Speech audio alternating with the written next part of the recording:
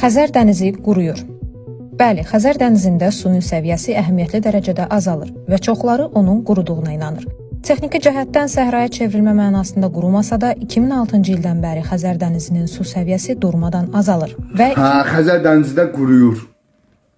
Alimlərin fikrinə görə qurumaq səbəbi əsas Xəzərə tökülən çayların, Volqa çayının məzzasının dəyişməyi və suvarmalarda çox istifadə olunmasıdır və iqlim dəyişikliyi. Amma bu əvvəllər də olurdu. Qış ayında yağıntıların çoxalması Xəzər dənizinin artırmasına səbəb olacaq. Amma dəniz quruyur. Bəs paranormal araşdırmaya görə səbəb nədir? Səbəb dənizə atılan cadulardır. Dəniz belə sizin çirkablarınızı götürmür. İmtina eləyir, dala çəkilir. Siz etdiyiniz xəta və günahlara görə təbiət ana belə sizə Allah'a şahid edir.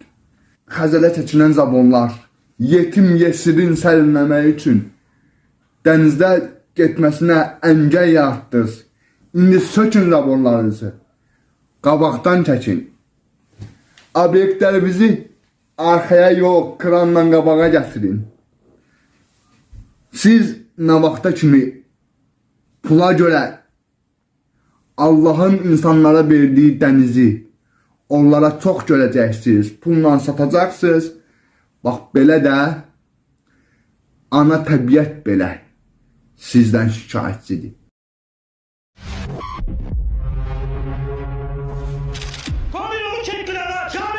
Orada oturmuştum, geldi dedi ki 20 manat ver. Məndən incə 20 manat almadın sən. Allah'ın salamı, xeyir, bərəkəti olsun hər birinizə. Mən ürəyim istəsə, bax suyun içinə də zonçuqlarım, orada müştərək tutularım. Obyektimin ərazisidir. Fikrim çatmışsın.